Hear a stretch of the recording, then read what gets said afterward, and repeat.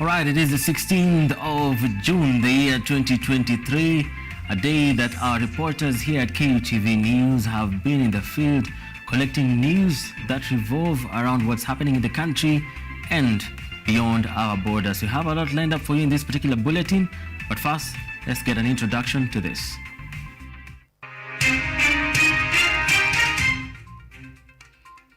Kenyans unimpressed with Ruto's 3.6 trillion budget, a 16% fuel VAT to increase the cost of business and living.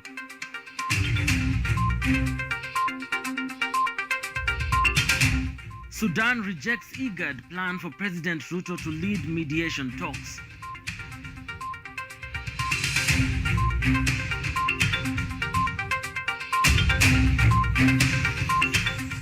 In our special feature, we take you through Dennis Karimi's Art of Glass.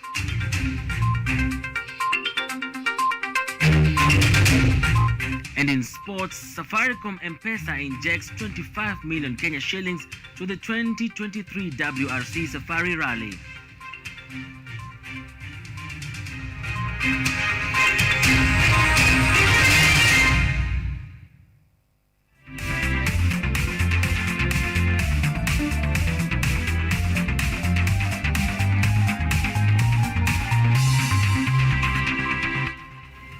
All right, welcome to this particular broadcast. For the next 1 hour, we shall be informing you on what's happening in the country and beyond our borders. Now, to our first story, Kenyans of different walks of life have poured out their hearts on Ruto's maiden budget read yesterday. There are mixed reactions concerning various provisions within the budget and the finance bill. The 16% VAT tax increment is seen as retrogressive, with Kenyans complaining of its impact on the cost of transport and living alike. Here's our bulletin opener by Munene Weru.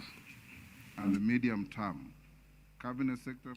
The Finance Bill 2023 was tabled in Parliament for debate and sailed through the second reading by a landslide vote. Within it were contentious contents like the 16% VAT tax on fuel, which has not sat well with most Kenyans, with taxi drivers crying foul over a looming fuel price quagmire.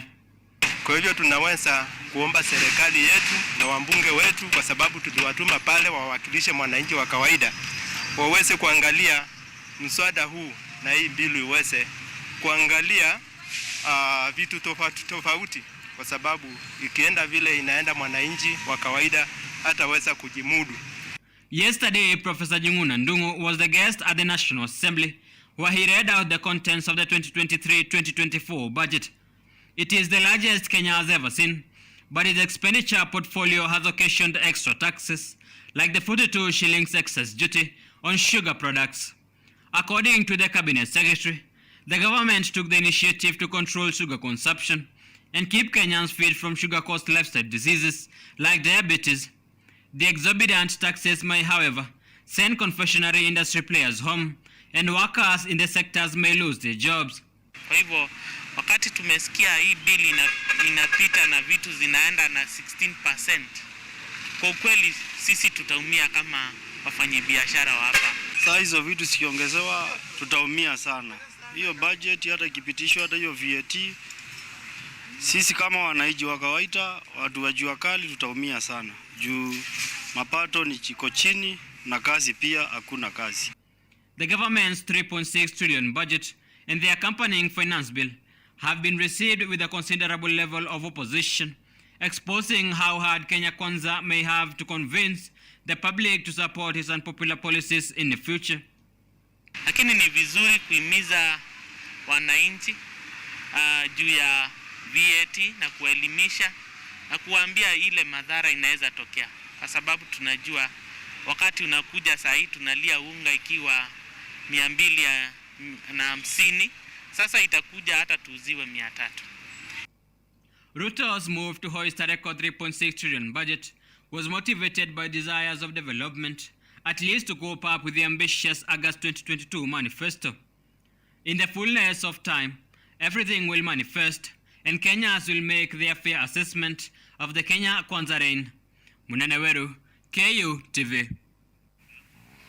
Now, President William Ruto has challenged the International Labour Organization, ILO, to expand its dialogue to include the unemployed.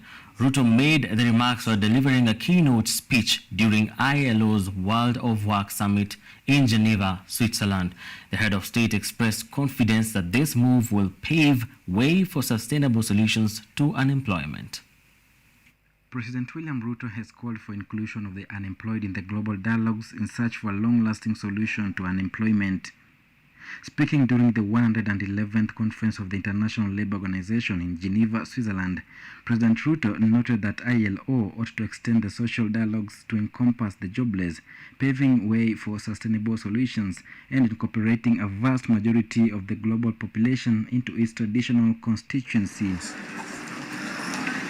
Ruto called on African states to accelerate the actualization of Agenda 2063 and the Sustainable Development Goals to create more opportunities for the people, arguing that consolidating the African market through the implementation of the Africa Continental Free Trade Area will create more job opportunities. While speaking to the Kenyan community and delegates from Kenya to the ILO summit in Geneva, Ruto explained that his government is keen on creating jobs and facilitating business opportunities for Kenyans both at home and abroad. He added that Kenya must keep pace with global changes in the nature of work while creating more opportunities from traditional sectors. He commended trade unions, employers, and the Ministry of Labour for maintaining industrial harmony in Kenya. In proposing notes on how International Labour Organization can fulfill its commitment to social justice, Ruto cited technology and the digital ecosystem as the best-placed platforms to help workers, employers, and government to include the excluded jobless population. President Ruto was accompanied by Labour Cabinet Secretary Florence Bore, Principal Secretary Geoffrey Kaituko, Kenya's United Nations Geneva Ambassador Cleopas Mailu, COTU Secretary General Francis Atwoli, and Chief Executive of Federation of Kenya Employers Jacqueline Mugo. Joseph Oyomo, KUTV. Deputy President Rigathi Gachagua has unveiled an affordable and decent housing plan for Naivasha residents. Speaking during the closing of the Kenya Urban Forum in Naivasha, the Deputy President stated that the new financial year has offered the government a much-needed opportunity to prioritize projects that are important to the government, especially the Affordable Housing Initiative. The forum themed "The Future is Urban" brought together governors and leaders from other levels of government to strategize on how to position different cities and towns in the country as investment destinations, with the aim of reducing a number of the urban poor.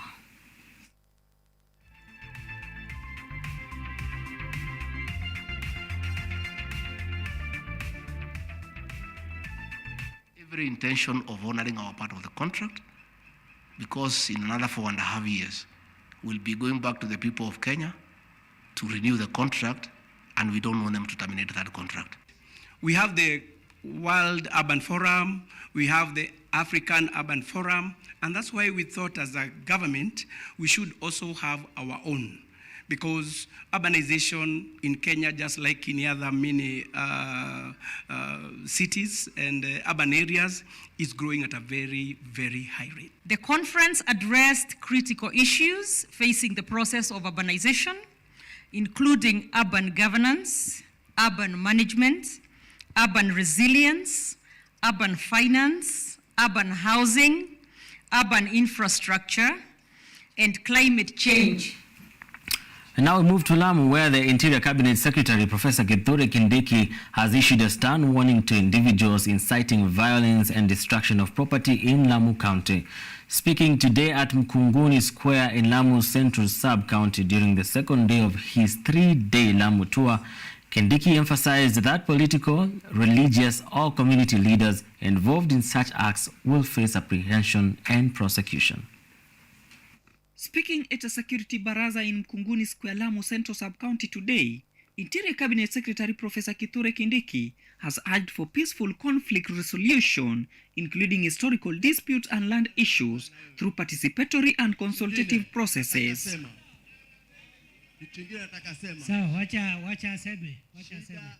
He emphasized the importance of peaceful coexistence among all communities residing in Lamu County, highlighting the fact that Lamu Port is a national treasure. The government is committed to ensuring that the local communities benefit from the port's proceeds, including employment opportunities, education, healthcare, and infrastructure development. Ningetaka kuhimiza umoja, uwiano na masikizano na heshima kati ya jamii asili ambayo imekuwa hapa tangu jadi na jamii zingine zetu ambao pia ni wenyeji wa Lamu lakini ambao walifika hapa baadaye. Sisi zote hapa ni kwetu. Furthermore, Kindiki addressed the rampant sale, use and abuse of narcotic drugs, illicit alcohol and psychotropic substances. He declared an all-war on drug barons and manufacturers of illicit alcoholic drinks, emphasizing that the government's determination to combat this issue is on. Tutafanya juu chini, mbele nyuma, kulia kushoto, kuhakikisha kwamba janga hili la mihadarati, madawa ya kulevya, pombe hatari ambayo ni haramu na ya sumu, mambo haya tutakabiliana nayo kama vile tunakabiliana na ugaidi na uhalifu ambao ni uhalifu sugu. Kindiki also issued a warning against identity discrimination, emphasizing that residents of the area should obtain identification documents within 21 days. Chini ya siku 21 baada ya kufanya application, lazima huyo mtoto hawe amepata kitambulisho. Inawezekana siku 7, siku 10, lakini zizidi siku 21. That is government policy. Kindiki's visit to Lamu County comes a few days after the reported killing of 16 security officers in a twin attack in Lamu and Garissa counties. Kindiki called upon all communities to prioritize peace and unity. Patrick Oduor, KUTV. We now move over to Turkana, where the county government, in collaboration with the ECD network for Kenya, will be hosting the 5th National ECD Stakeholders Conference starting from 17th to 19th June 2023 in Turkana University. The conference aims to provide an opportunity for participants to gain knowledge and insights on global and national policy directions, as well as cultural child rearing practices. Listen in.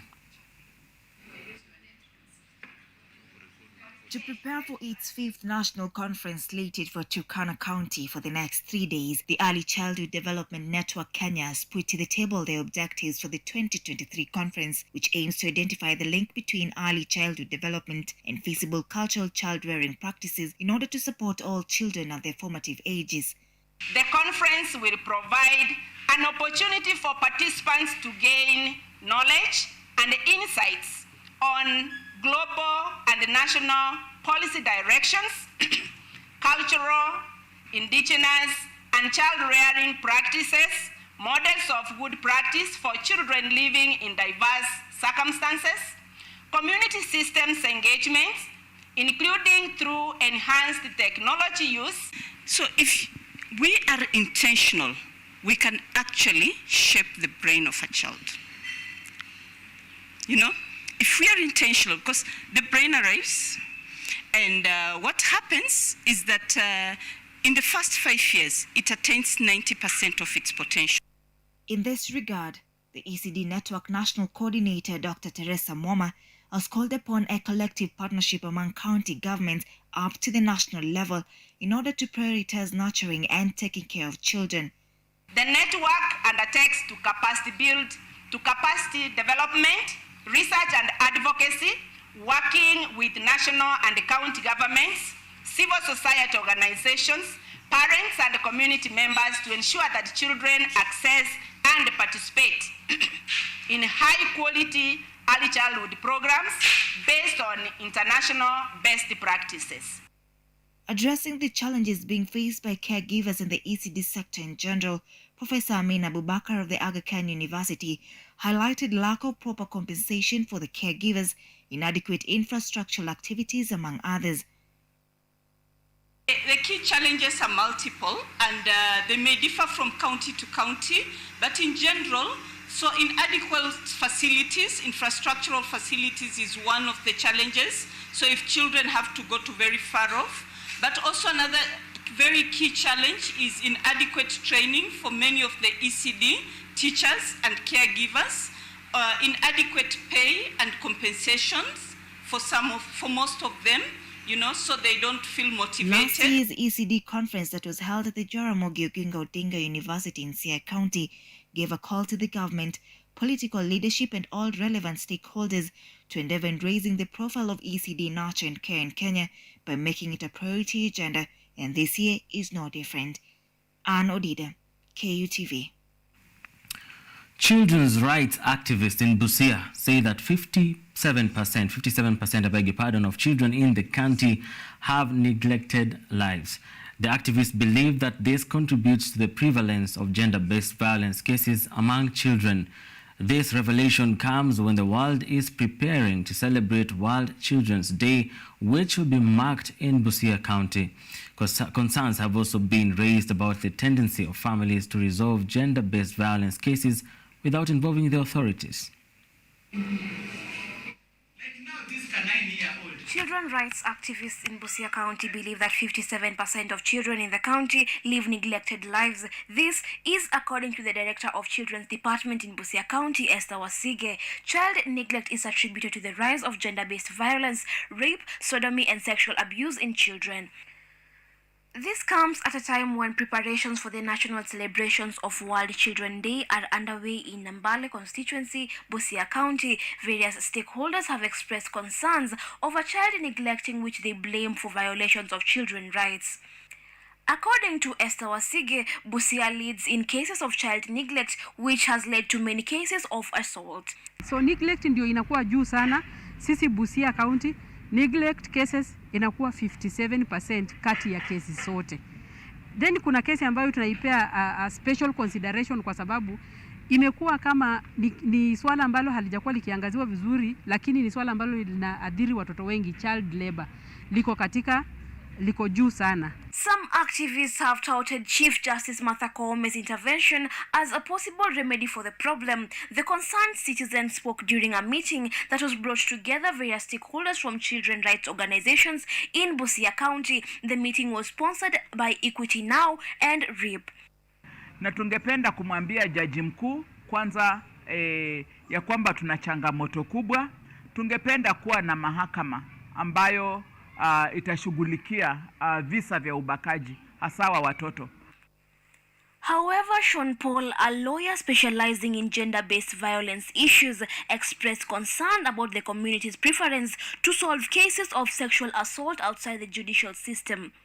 Ni kwamba kile ambacho nimeona upande wa sheria ni kwamba hakuna witness protection. Unakuta kwamba hao wasichana waendi kotini kutoa ile evidence kwa sababu wanaishi nyumbani na wale ambao wamewadhulumu nao wanaishi huko nyumbani. Kwa hivyo kuna uwezekano mkubwa wao kushawishiwa kuachana na hizo kesi ama wao kupelekwa kwingine.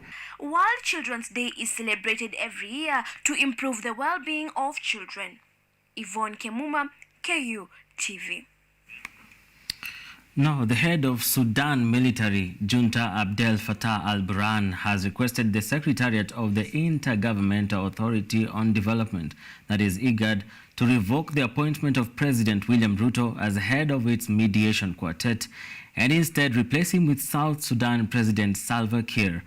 Al-Burhan is accusing Kenya of sympathizing with the paramilitary group Rapid Support Forces, RSF, led by General Mohammed Hamdan Dagalo. At the last Intergovernmental Authority on Development IGAD meeting, member states formed a quartet made up of Ethiopia, South Sudan, Kenya and Djibouti to mediate between the warring functions in Sudan. Head of Sudan military junta al-Burhan has however objected to the appointment of President William Ruto as the head of the quartet, saying that Nairobi is secretly sympathizing with the paramilitary group Rapid Support Forces RSF, which he termed as an arch enemy. And displacement of people.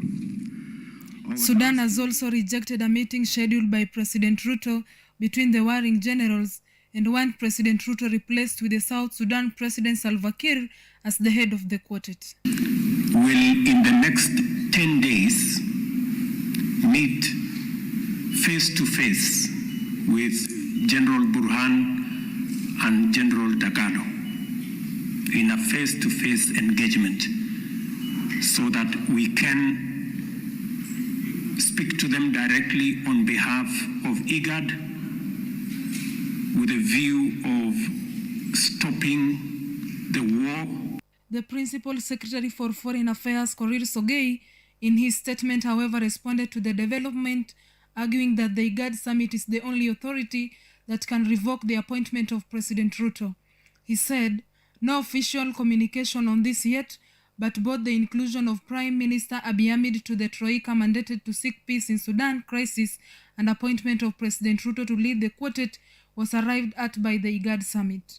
IGAD summit, through its Principal Secretary Woken Gibiehu, also released a statement choosing to stick to the mediation quartet led by Kenya in search for peace in Sudan. Reports show that the war between Sudanese Armed Forces SAF and Rapid Support Force RSF that began on April 15th has proven to be a threat to cross-border movement, and many people have lost their lives in the war. Zena ODHIAMBO, KUTV. 27 minutes past the top of the hour, we take our first short break right here on KUTV Primetime News. When we come back, we have an interesting conversation. Now, the earth is being depleted of its natural resources, and one of the results is desertification and increased drought. That is what we will be talking about. I'll be joined by Kadaya Michael, who is actually Kaduyu Michael, I beg your pardon, who is a project lead at African Youth Commission. He's a climate advocate, so you can be sure he'll be telling us on what we need to do to avoid the looming crisis. See you on the other side.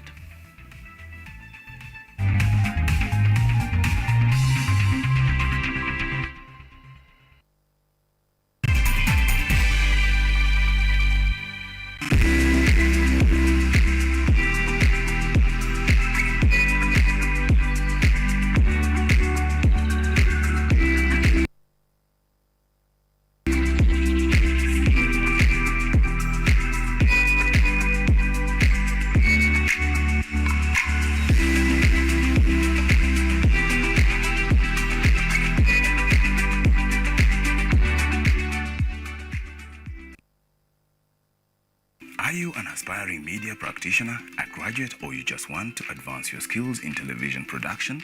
Then welcome to Kenyatta University, where education meets innovation. KUTV, the premier university television station in Kenya, is now offering short courses in TV studio, field technical operations, and video editing. Through these courses, you will acquire hands-on skills on camera operations, media production, lighting techniques, audio-visual editing, and sound and visual control, and how to operate key equipment in modern TV control room. Enroll today at KUTV and discover your full potential in cutting-edge TV broadcasting. Graduates of these courses will receive professional certificates. For more information, visit our offices at KUTV Studios or call us on 020-870-4252 or 020-870-4255 or SMS us on 0739-110-544. KUTV, a new experience.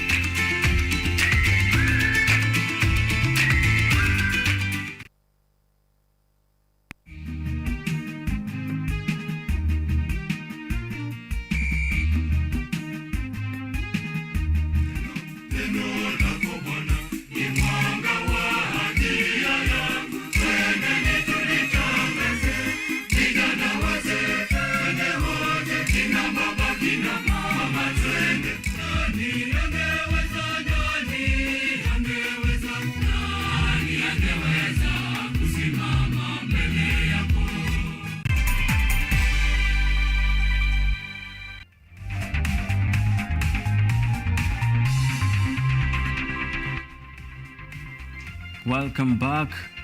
Evans ODHIAMBO is here with me. I beg your pardon, and I'm sorry I forgot to introduce his name and himself as we began the bulletin. Our sign language interpreter is Evans ODHIAMBO. My name is MUTEGI K. Martin. We get to continue with the bulletin just before we get into the conversation that I hinted about. Now, tonight, Unemployment has been a big challenge in the country, with the youth being most affected by this economic phenomenon. Despite this being a frustration to most Kenyan youth, some have embraced creativity and self-employment to earn a living. Meet one Dennis Karemi from Syokimau, Machakos County, who is a glass artist. Through his art, Karemi, popularly known as Deno Cool on social media, repurposes waste glass bottles into reusable household items. Eliud Muturi unpacks this feature story.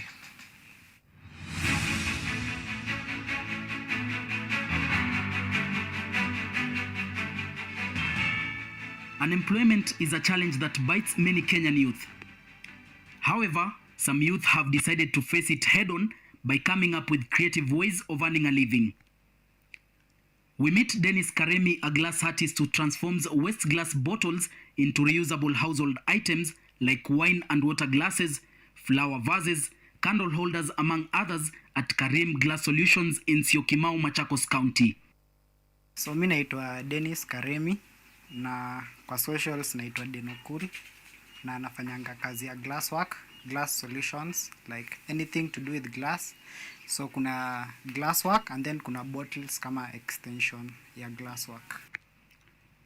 Dennis tells us that his family has been involved in glassworks for more than 2 decades, but he started glass artistry or bottle works as he calls it by luck in 2017. 2017. Hapo ndio tulianza the first orders za bottle work. Zilitupata tu tukifanya kazi ya glass. Someone just came with a few bottles alikuwa anataka kukatiwa. And since duka yetu inaitwa Glass Solution, we really had to solve that problem for that person. Various items are made out of the glass waste, although Karemi says it is the end user who assigns value to the product or determines the end product, since in one instance he made a vase, but it ended up being used as an aquarium. Tuna transform hizi bottles zinakuwa tumblers, drinking glasses, whiskey glasses, water glasses, cocktail glasses, vases, candle holders, ashtrays, bulb holders, bulb lighting, bulb fixtures. The process starts by collecting or outsourcing the waste glass bottles, which are majorly liquor or wine bottles. Alcohol bottles are mostly used, but Dennis outlines that any glass bottle could be used. After getting the bottles, Dennis takes us through the transformation process where he makes a water or wine glass out of the waste bottle glass. Hizi glasses with time tume end up kukua nazo with time juu sometimes hadi kuna watu wanakuja na bottles zao wanataka wakatiwe, so wakikam nazo sometimes wanazidrop, wanaona some good ones then wanaacha zao, so eventually watu tuna end up kukua na bottles hata kama tuendi out kuzi outsource, but sana sana kwa outsource huenda kwa dump sites kwenda kuzi outsource for hours. The 4-step process begins here, where the bottle is cut according to the required end product, creativity being critical in this. The second step occurs on another machine, where the rough edges remaining on the wanted part of the glass are removed. What follows is leveling the upper part of the glass to give it an even touch. The last stage is washing the glass. However, if it has stickers, it is dipped in water for some time to make it easy to scrub off the sticker before washing. This gleaming beautiful glass is now ready for sale. So my number one clients ni clubs, hotels, personal people wenye wanataka for home use na watu wenye wanafanya deco. Hao wanne ndio my main clients. At Karim Glass Solutions, they have however simplified their art by creating a machine that reduces 4 machines needed to 1.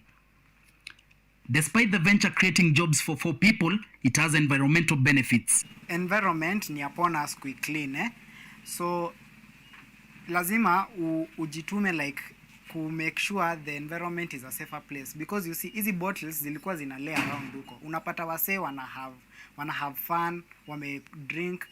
Kuna client wangu alikuja mmoja akaniambia alienda Masai Mara akapata simba inacheza na chupa, like just fun, na hiyo ni kitu mbaya sana. According to Professor Peter Wangai, an environmental expert who lectures at the Kenyatta University under the Faculty of Environmental Studies, waste glass, including glass bottles, have detrimental environmental impacts.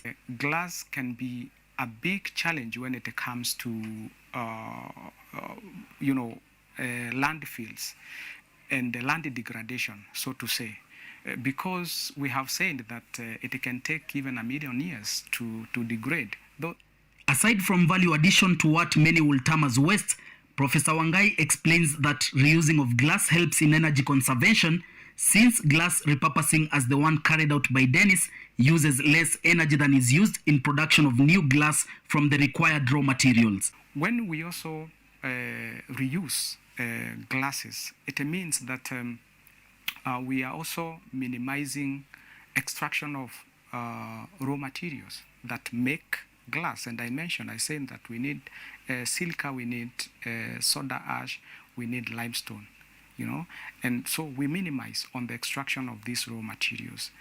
Number 3, when we reuse glass, we also minimize carbon emissions. Why do we say so? Because in the process of making glass, there is a lot of CO2 emitted into the atmosphere. And today we know the big challenge of CO2 emissions. It is causing global warming, and by extension is causing climate change. Professor Wangai also shows us some artistic work made from waste glass bottles by KU students, as he affirms the need for creativity and that as a way to minimize waste load in our ecosystems. Wangai says waste is a resource. That's why we say that waste is a resource. Waste is not supposed to be seen like something that is terrible. It is something that can be converted into products. It's something that can create employment. It's something that can contribute so much to the well-being of the society, economically, socially, and even environmentally. In this venture, waste is not waste, as Dennis later sells the broken pieces of glass bottles, which he does not need, to glass recyclers who melt it to produce new items. Once tumekat bottle, hii piece ya juu, kuna mtu ana kama anazicollect, anazistore, anaziresell kwa mtu mwenye anaenda na melt, ana form new products. Dennis Karemi urges the youth not to lose hope and be innovative in creating employment for themselves. It is through this that Dennis and his colleagues have been able to create employment for themselves as they transform glass waste into useful items, including glasses, which can be used at the comfort of your home, even in a way as they help curb or combat climate change. Mutweri Eliud, KUTV.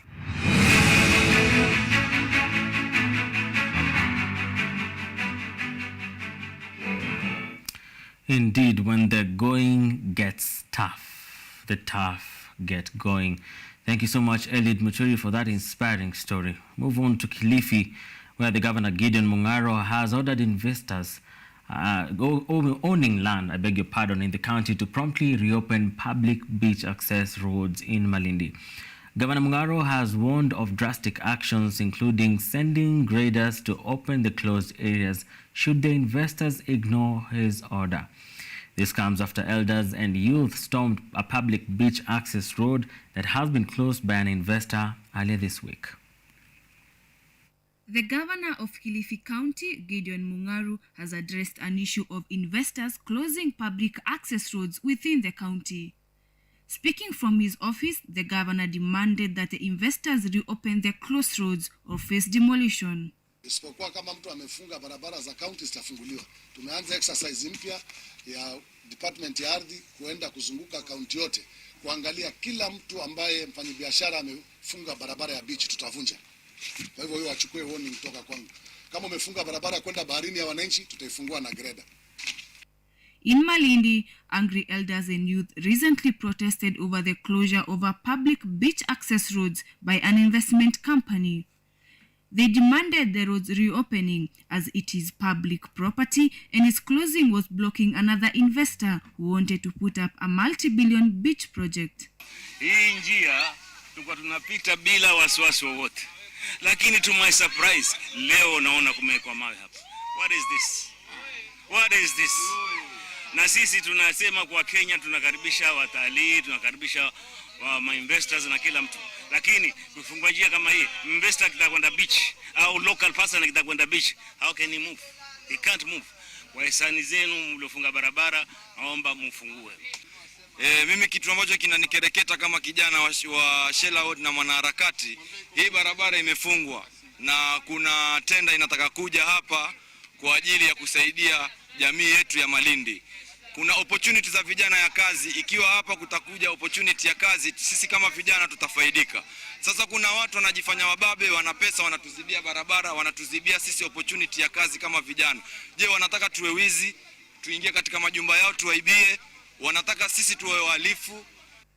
Shelali Abdallah, speaking for the investors, claimed that a Kenyan investor who was blocked from accessing his beach property planned to construct a unique beach mall, mosque, beach apartment, and a restaurant in Malindi, a development that would generate employment opportunities. Hii ni public road, na ukitaka kujua huyu jamaa, hii hapa ameweka fence kuonyesha the end of his property, na hapa tuko na barabara, na mbele ukiangalia far end kule kuna famous club itwa Patapata ambayo the government walimdeport the owner, ambayo is the same owner kama huyu ambayo hapa. Sasa hapa huyu tuko nayo shida, tuko nayo Malindi sahihi ni kwamba wale investors wa Italiani walienda zao, wale caretaker they are taking over the properties and they have no history of the properties.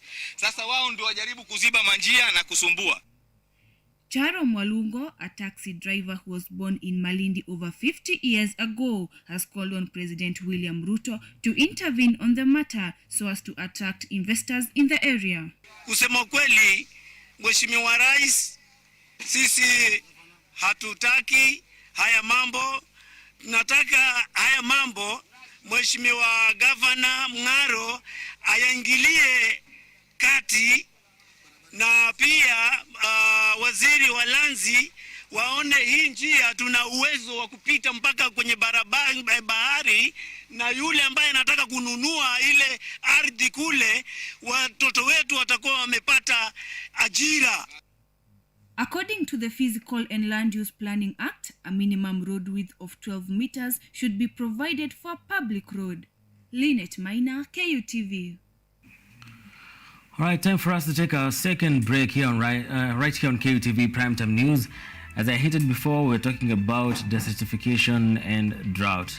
See you in the other side. Hadu Michael is already in studio, ready to bring his advocacy on climate change, on what we should do to make sure that we avert some of the things that we have in our climate, in our environment today. We take a short break. We'll be right back.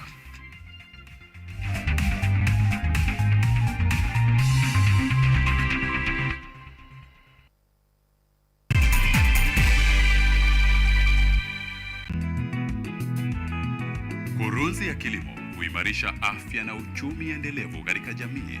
Ni msingi mkubwa wa kipindi Boresha Kilimo. Kipindi hiki kinajikita katika teknolojia ya kisasa, utafiti na ushirikishaji wa wadau wa kilimo kuonyesha shughuli mbalimbali shambani. Kwa suluhu ya utoshelevu wa chakula, tazama Boresha Kilimo.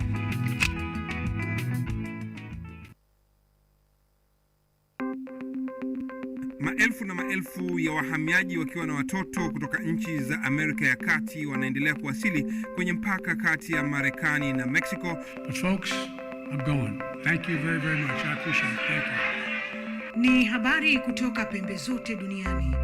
People pass vuguvugu. People pass ni idea. Sazidi ananyonya, hanyonyi vizuri, anakuwa hayuko comfortable. Jeshi la Jamhuri ya Kidemokrasia ya Kongo linapambana na waasi wa ADF. Kwa sasa wanatoa wito kwa mashirika, makampuni na vile vituo vya uchukuzi. Mambo mengi yatakwenda kama yalivyopangwa. Hapa ni kuna mmoja wa viongozi wa chama cha wavuvi katika eneo hili. Zaidi tunajaribu kuwapa chanjo ili ina boost ama inanyanyua kinga ya mwili, ndio inaenda kupelekea kupambana na virusi. Ni Duniani Leo, Jumatatu mpaka Ijumaa, moja kwa moja kutoka VOA Swahili, Washington DC.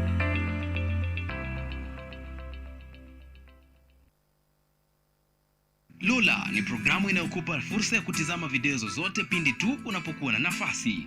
Hadithi za kukupa motisha, drama, maisha ya vyuo vikuu, teknolojia, masuala ya jamii, kuzuru maeneo tofauti, spoti, burudani na zaidi. Pata programu ya Lola sasa kwenye rununu yako kwa yote unayohitaji.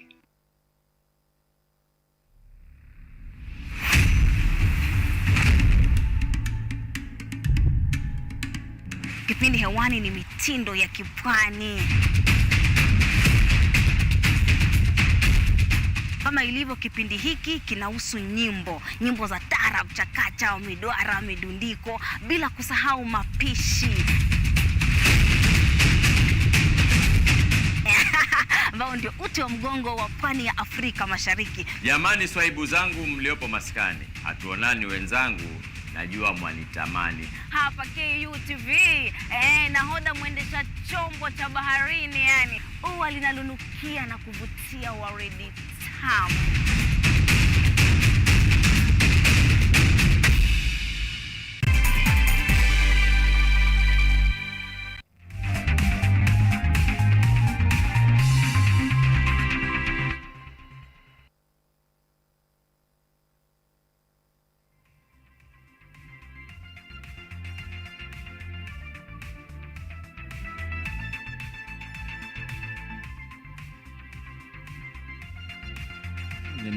And you continuing to watch our bulletin to this point. We have an interesting conversation.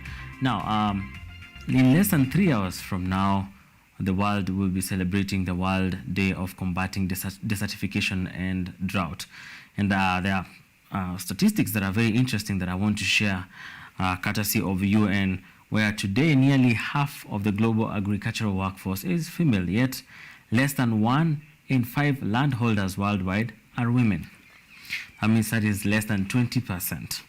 They face significant barriers in securing land rights, limiting their ability to thrive and prosper. Another thing is that globally, women spend a collective of 200 million hours every day collecting water. In some countries, a single trip of fetching water can go over an hour, something to ponder about. Now, droughts are among greatest threats to sustainable development, especially in developing countries, but increasingly so in developing nations too. Interesting.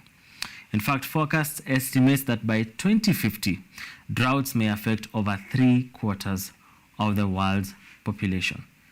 Something we may need and we surely need to change. Now, having said that, tonight we're joined by a special guest, Haduyu Michael. He's going to tell me whether Haduyu is the right way of pronouncing his name. Haduyu Michael from African Youth Commission. He's a project lead over there and he's also a climate advocate. Karibu sana. Thank you so much for having me. All right. And I'm glad to be here. All right. In 30 seconds, tell us who you are and what you do for African Youth Commission and what is African Youth Commission? Okay, thank you so much. African Youth Commission is a youth organization that was officially founded in 2015 but inaugurated in 2017 in Addis Ababa. And we have our headquarters in the Gambia. Our presence in Africa, we are in 46 countries, but currently I am there implementing a project called African Activists for Climate Justice.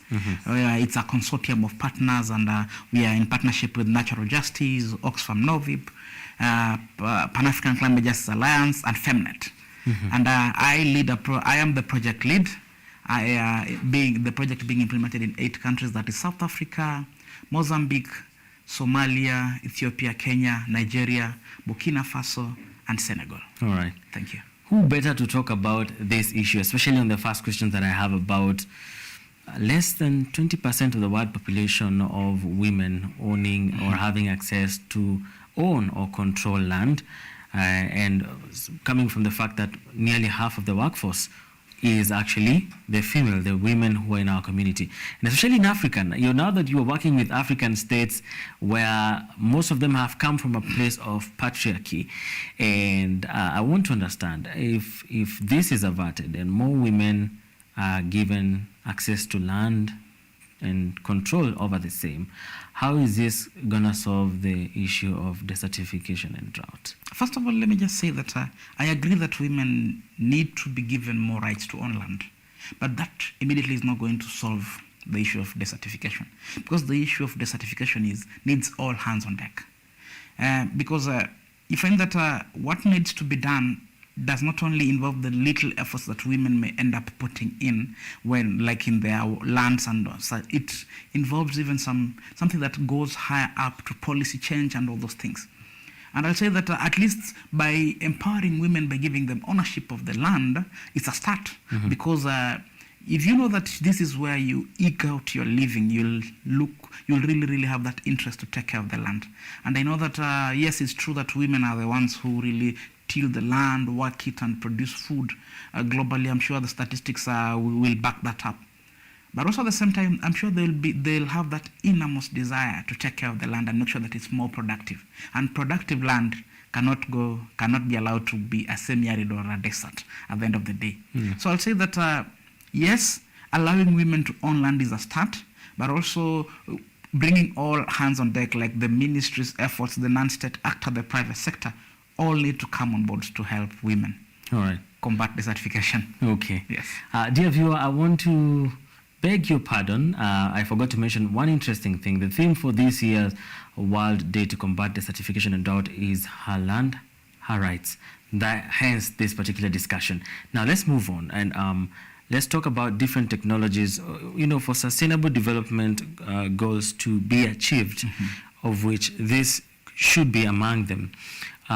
Different technologies come into play, and we've also seen the issue of education and empowering women technologically has been on the slow, if I may. So what opportunities can be given to women, especially in using technology in farming, in producing crops and even handling the production of livestock as well? How can empowering of women be achieved in terms of them having access to technology and education? No, it's true, because a lot of African women still produce food or till their land using traditional methods. And you find that those are not as effective as they are, because you see, they are using the same technologies that they were using in the 60s, in the 70s, or even in the 1920s, whereby you take the hoe, you go till the land, you weed, all those things. But you know that the conditions have become more worse and more severe, that they need an enhanced form of technology. And the simple way is just like using new farm inputs, like improved seedlings and all those things that can be drought resistant. And when you start empowering, because technology is not only an app or something, it can be like a new seedlings, it can be using farm mechanization, but you know that simple, cheaper technology is not easy to come by.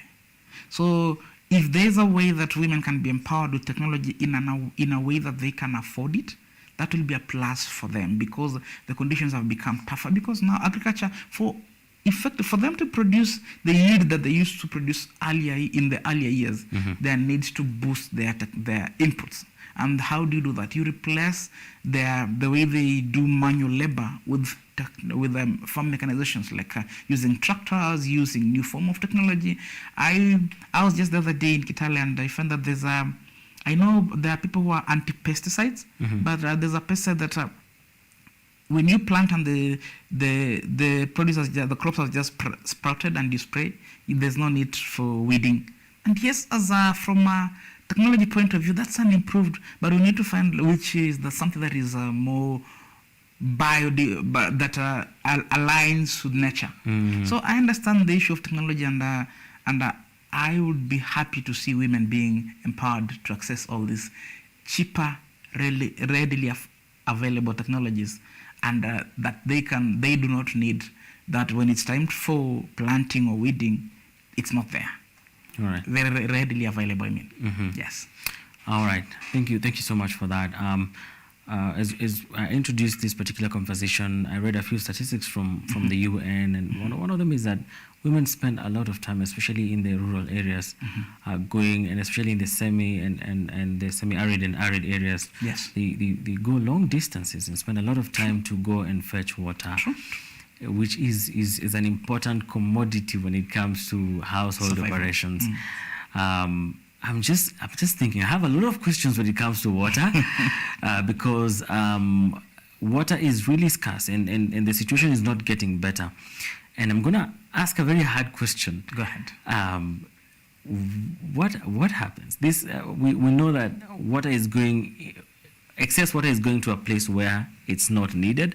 The ocean levels are rising and all that, and the icebergs are warming up and becoming water. Yet the places that we need water, we may not be able to find it. What is the best because people have tried to deal with water problem. People have dug boreholes, but still the problem continues to move around because especially of the impoverished communities. What is the immediate solution, and what is the long-term solution, if you may, for this problem? I think you've mentioned something that is really, really important, and I want to say to the viewers, digging boreholes is a short-term solution. And a short-term may be 40, 50 years. But if you want something that is sustainable, the government needs to take stern actions. And this is a simple answer that I want to give. We need to recharge our underground aquifers. They are going dry. Please explain that. Let me pick an example of Njoro and Nakuru region. That region the water table used to be very high. You dig just a well and you'll find water from a few meters. But now, because of the dry natures and everything that has been happening, you find that the wells, the people who dug the boreholes earlier, they now don't have water. They need to dig deeper. If it was this one that was dug by a machine, you have to invite them to excavate the pipes, drill deeper so that you can go deeper to the water table. And you know, the more we attend around like this square meters and we dig a borehole, all of us, the more the water table goes sinking. What is the solution? The immediate solution is that Kenya, by the way, there's this fallacy that Kenya doesn't have enough water. Kenya will receive a lot of water during any rainy season nowadays, and it ends up in form of floods. We have a national water harvesting authority. But to me, it's not doing its work properly. Because going just and digging seasonal water tanks to help in the ASAL areas, that's not a solution. There are studies that were done. There was a study that was done, and a friend of mine who's a doctor who teaches at the University of Nairobi Geography told me that studies have been done, and there are areas that the excess flood water can be channeled and to percolate down and trickle down to go recharge the underground aquifers. The question is, why has it not been done? And it's not something expensive that needs a proper technology. It's just channeling the water in a proper way. So what I can say, and also maybe correct the notion that yes, the sea levels are rising because can I say that the world storage, which is the poles, the glaciers that had the ice sheets are melting. But that's because we've messed up the atmosphere. So that's not our water. That is the global storage.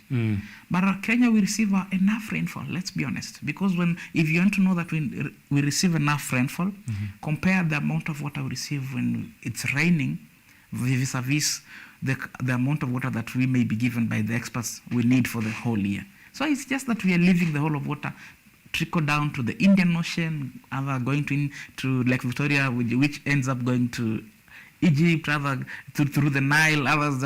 We don't know how it's being used, but should we use our water effectively, then we will not have an issue. Before I stop maybe on this question, a simple question is this. And at the sound of not being political or bashing the former governors that were from the coastal region, there's a project, my former employer is YWCA, and if you go to their branch in Likoni, they have a give water. They partnered with a youth organization that they desalinate seawater. And when my first day we were going there, I doubted. And they told me, please test the water when you are washing your hands, and it was purely salty. And I was given the water it's pure. And they're using solar technology. The cost of the entire setup was something for 52 million Kenya shillings. So my question is, the county government of Lamu, Kilifi, Kwale, do you mean to tell me they cannot even put up one single water desalination plant? I know there was a plan when the former governor of Mombasa saw that this was successful, so he was so with a red face promised 8 in each sub-county that they will set up one to get. No, nothing is functional. And it's as simple as putting up the solar panels, which are with improved technology, the storage batteries, and you pump the water and desalinate it through reverse osmosis. And the process is okay. The question is, why hasn't it been done? You know. So sometimes when you talk about water issues, to me, they are more of a lack of government enforcing what it put to paper in form of policy. Yes. All right. You speak so passionately, but unfortunately, our time is up for the discussion. I'm going to ask you for your parting shot, even as we talk about, the yields, because when you talk about her land, her rights, many women in the farms producing crops of different kinds. What can you say to the women specifically? In less than 3 hours, it's going to be their day. Her land, her rights. We have advocates left, right, center advocating for them to acquire more access to land and control over the same, which, as you say, has its way of how it should go. So what do you have to say to them, even as we end this particular conversation? I think my parting shot will be the public needs to have proper information. Because if you look at our laws on inheritance, there's some good progress, and women, especially wives, and even sisters, have been empowered enough now by the law that they can inherit their father's property or their late husband's property. The thing is that you go to the rural areas down in Mashinani, you find that a widow may be suffering not because they lack proper information. Unless you have a strong-willed woman who will push and go to courts or even to the local authority to push for her rights, she may end up losing her property. So my parting shot is that women outside there, especially if you are a woman in Kenya, the law has empowered you to inherit or own land that belongs to your husband or your father. So do not allow the men take away your land, especially during this theme of her land, her rights, during the World Desertification Day. Amazing. Thank you so much. That is Haduyu Michael, who is, did I pronounce your name right? You never said Haduyu. Haduyu. Yes. Haduyu Michael from African Youth Commission. Thank you so much for joining us tonight. Thank you for having me. All right. Thank you so much for listening into this particular conversation, and we continue to talk about environmental matters here on KUTVs on KUTVs on Fridays, and health matters as well. So be sure to catch up our next conversations. Now we take a very short breather. We'll be coming back with sports news.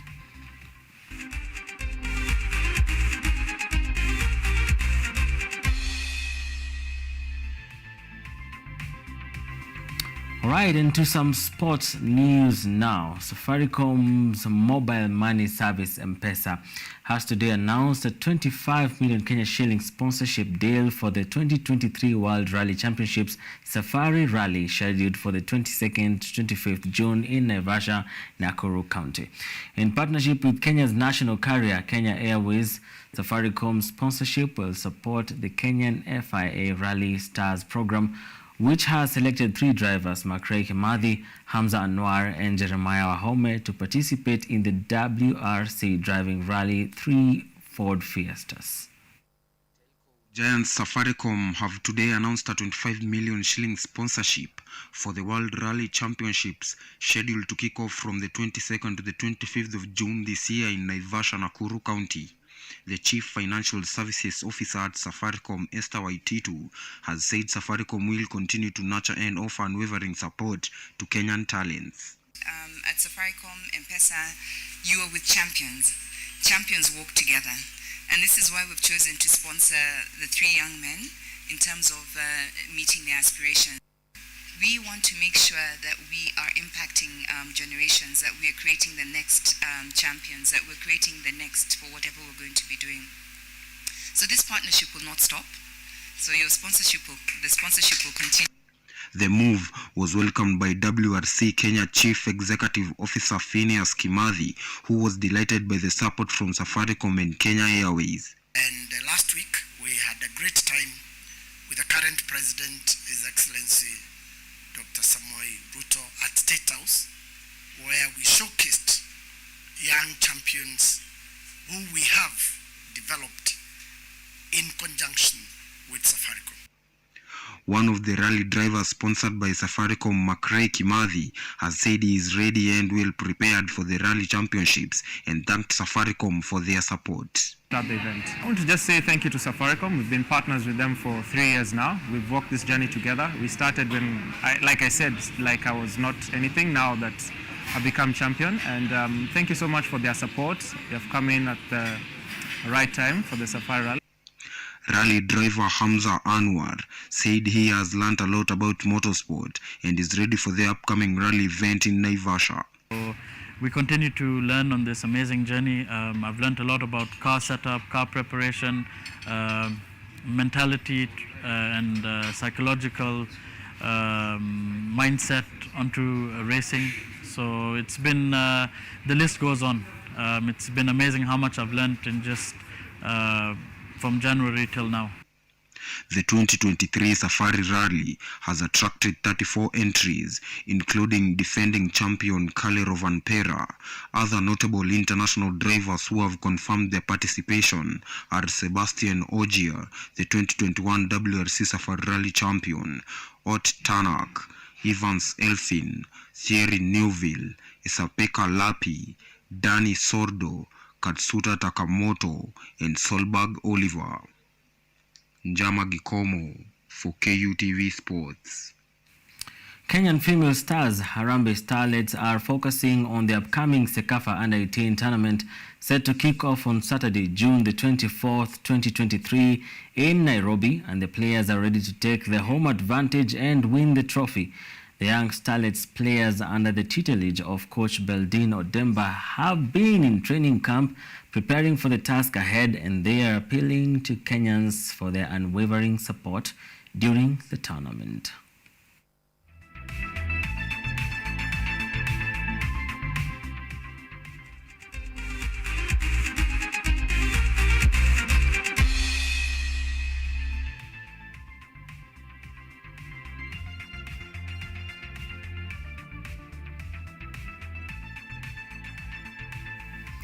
On behalf of a team of journalists led by Anne Odida, who is our head over here, and the directorship of Kiprotich. Is it Kiprotich? Cheruiyot, forgetting the name. Cheruiyot, my director. And thank you so much for everyone who's taken part in this particular bulletin. We've come to the end of this conversation tonight, but the conversation continues. Tomorrow we'll be having Mizizi Weekendi at 6:30. And Weekend Prime and Weekend Live, as we call it here, at 9 p.m. Special thanks to Hadiu Michael, who has been with us for this particular conversation on world desertification and drought. And thank you so much to Evans ODHIAMBO, who is our sign language interpreter tonight. My name is MUTEGI K. Martin. Good night.